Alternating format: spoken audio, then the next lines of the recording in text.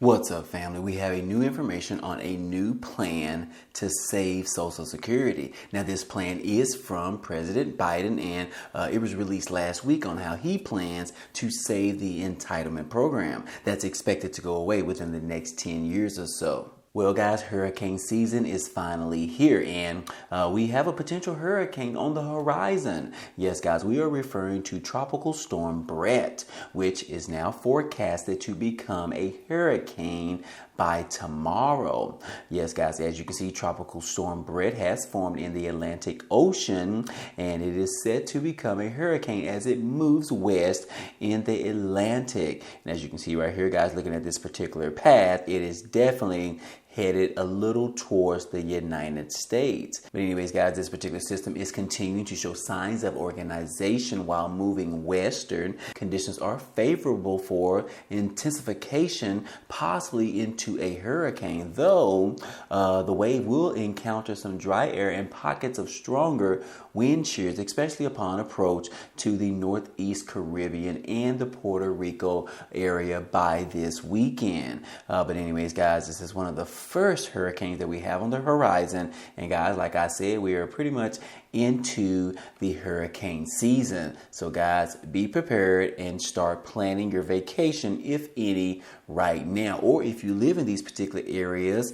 you definitely want to be mindful of that and start looking towards the future in regards to protecting you, your family, as well as your property or your home, guys. So anyways, guys, moving on. Hey, guys, do you guys know Donald Trump Jr.? Yes, guys, we are talking about the former president's son. Yes, guys, he is now being banned from coming to Australia. And in fact, there have been 15,000 people sign petitions to actually ban him from entering into the country. So yes, guys, as you can see, a petition has been seeking to ban Donald Trump Jr. from visiting the country of Australia, has garnered around 15,000 signatures as of yesterday. And according to the Change.org petition, which was started by Chris Erickson, aims to deny the former president's eldest son on a travel visa for his upcoming trip, citing concerns about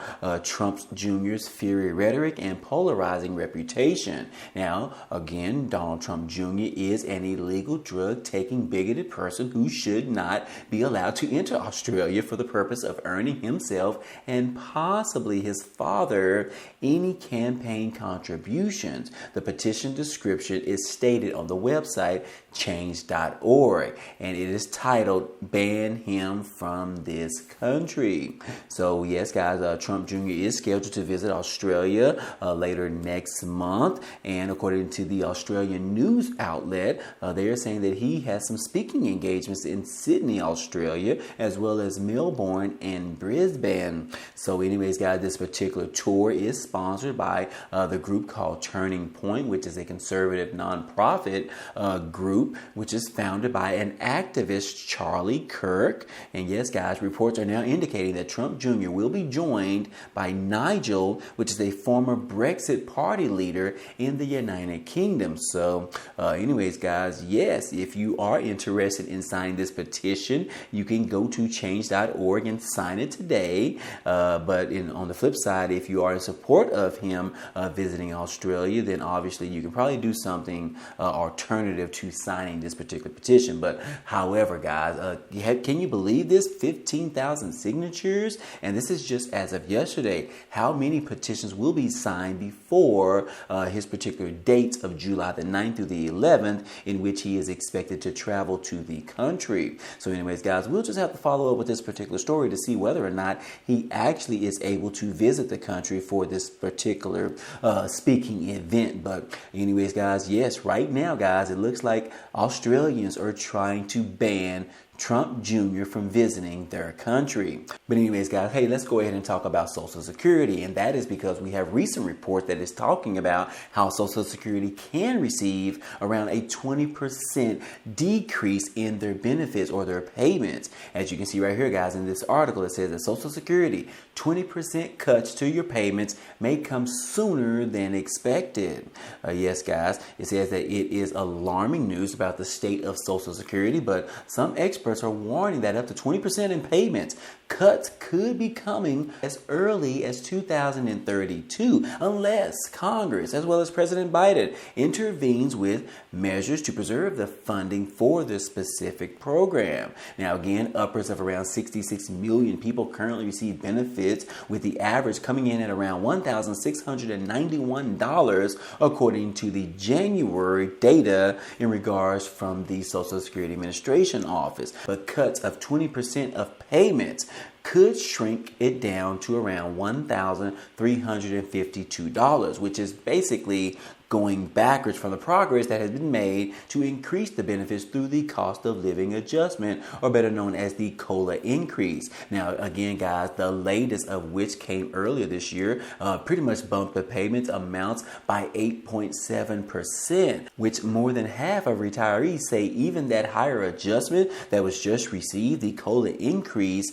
it still isn't enough to get by, to put food on the table, to pay for services, to continue to pay for their room and board or their mortgages, to continue to pay for anything, guys. But yes, retirees are saying that even though we receive 8.7% increase, it is still not enough. And yes, guys, it could be coming down to the wire in which even more cuts are expected. And this is definitely some damaging news considering about the inflation that we're receiving right now that is really causing a drain for not just Social Security recipients, but all of Americans right now, guys. Everyone is suffering, if you will. But anyways, guys, both President Biden and Senator Joe Manchin have proposed raising taxes and the cap on which the wealthiest Americans pay into Social Security benefits, and in order to ensure the Social Security longevity of the program. And yes, guys, Social Security could become insolvent as early as 2033 to 2035, depending on how you look at the data. But this information is coming directly from the Committee for Responsible Budget as well as the Congressional Budget Office. This is the data that we have right now, and there are a few reasons for this. And yes, they're saying that people are now living longer than how they previously have been, as well as they need benefits for a longer period of time, in which when this particular program was designed, it wasn't necessarily putting all of this into effect, which is why the program is pretty much doomed as of now. But the good news is that we do have a new plan on the table, which was presented by President Biden, in which is what he is calling a 4-point plan to save Social Security. And yes, guys, as you can see right here, yes, we are talking about the grim reality of Social Security. But Joe Biden has a plan, a 4-point plan to change and save Social Security. Now, again, it says that in each of the past 22 years, the National Pollster Gallup has asked an assortment of questions to our seniors how reliant they are on their monthly Social Security check. And no fewer than 80% of retirees spanning all 22 years have stated that they lean on their payout as either a major or a minor income source. In other words, ensuring that America's most successful retirement program remains on solid financial footing is of the utmost importance. And yes, guys, unfortunately, Social Security Financial Foundation is cracking right now. We all know it. It is no secret. But the good thing is that Congress is finally seeing a reason as to why they need to do something about it. Even though they are a little bit late, they are still finally seeing that this is very important. It is important to the American people. But anyways, guys, it says that the Financial Foundation is cracking and the American public is looking to Washington, D.C. To fix this particular big problem. But the biggest question is, do lawmakers, beginning at the top with President Joe Biden, have the answers to fix it? And guys, the good news is that Biden thinks that he does have the way to fix the issue. But anyways, guys, he says that as the 2023 report, Social Security long-term funding obligation shortfall reached $22.4 trillion, which is $2 trillion more than the long-term shortfall forecast back in 2022, according to the trustees report. Now, what decades of trustees reports have shown is that the longer Congress waits to act, the larger the Social Security funding black hole will continue to grow. But Joe Biden has proposed a 4-point fix to strengthen Social Security. And here are those 4 particular points that I want to share with you today. First off, it says that he wants to reinstate the payroll tax on high earners. He says that as of 2023, all earned income between $1 penny and $160,000 is subject to payroll tax. Approximately 94% of working Americans bring home less than $160,000 per year, meaning that they're paying into Social Security with every dollar that they actually earn. Now, for the remaining 6%, earnings above $160,000 are exempt from payroll tax. But what President Biden is proposing is to create a donut hole between the maximum taxable earnings cap of $160,000 per year and $400,000 per year where earned income remains exempt from the payroll tax. Now, the maximum taxable payroll cap increases with the national average wage index most years, which means that the donut hole would naturally close over many decades. Meanwhile, earned income over $400,000 would be fully exposed to payroll tax. So yes, guys, that is the first way that he is starting to figure out that he will be able to fix this Social Security program. The second way is that he wants to ditch the CPIW in favor of the CPIE. Now, guys, this is basically just the way that they measure and determine how much the annual cost of living adjustment, or better known as the COLA increase, is going to be. But the problem is that the CPIW does a poor job of tracking the inflation that most program recipients are dealing with as of today, which we all know what's pretty much been caused by the pandemic. And even though seniors make up the bulk of the Social Security beneficiaries, the CPIW is tracking the spending habits of predominantly working age Americans. And we cannot use that particular calculation to determine how much our seniors and our Social Security recipients should be actually receiving every single month. But anyways, guys, yes, President Biden said that, look, we need to do something a little bit better than this. We can't continue to use the CPIW. We need to go ahead and convert over and use the CPIE calculation because it more implies, it is more relatable to those individuals that don't have to work anymore, such as our seniors and Social Security recipients. He said that the CPIE pretty much solely tracks the spending habits of households with persons aged 62 and older, which would basically be better off for our Social Security recipients. So anyways, guys, we've talked about that before, but that is a huge explanation that hopefully you understand and why this needs to be changed. But anyways, guys, the third way that he is trying to change Social Security is that he wants to bolster the special minimum benefit. Now, he said that, look, though it may be a fact that flies under the radar, Social Security does have a special minimum monthly benefit for a lifetime low-income earning workers. In 2023, the special minimum benefit for someone with 30 years of coverage is $1,033 per month.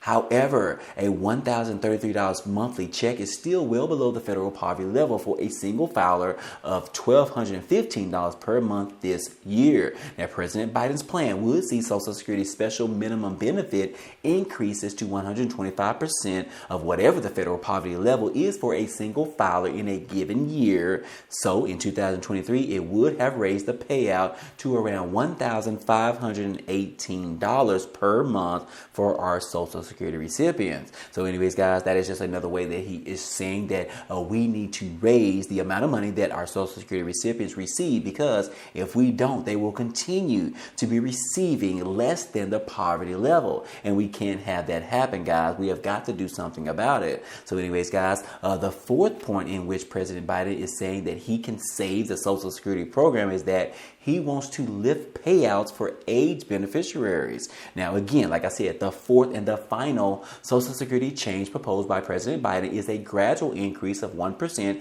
annually to the primary insurance amount, or better known as the PIA, for aged beneficiaries. This 1% annual PIA increase would begin at the age of 78 years old and continue through the age of 82 years old, equating equating to an aggregate of around 5%. Now, why, you must ask? Well, behind this increase has to do with older Americans dealing with higher costs as they continue to age, such as things like prescription drug expenses, medical visits, and even transportation costs to get a doctor's office visit can all increase as a person continues to age over time. And increasing the PIA gradually is designed to offset some of that added cost burden. So anyways, guys, like I said, this is President Biden's 4-point plan in which he says that he can actually do this while he still has time in the White House. He says that, look, this is the way that he is going to do in order to save the Social Security program and improve it, to offer additional increases for our Social Security recipients as well as our seniors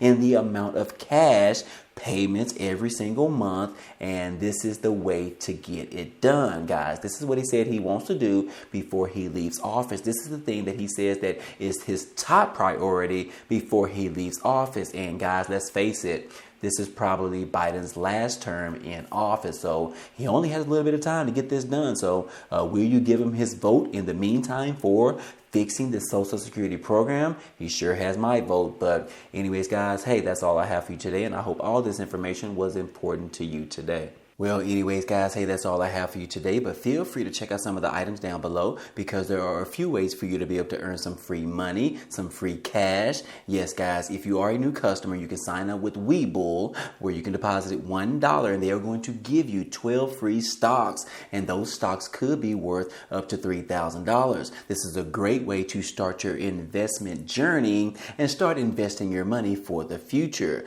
Anyways, guys, there are some other links down below in the description, so be sure to check those out when you get a free moment. But anyways, if you enjoyed today's content and you want to see more, please go ahead, subscribe to the channel. It's totally free. And if you like today's video, then go ahead and hit the like button for us. It really helps out this channel, as well as it tells YouTube to share this video with others. But anyways, guys, hey, I appreciate you guys stopping by and watching, and I hope to see you on the next video. Peace.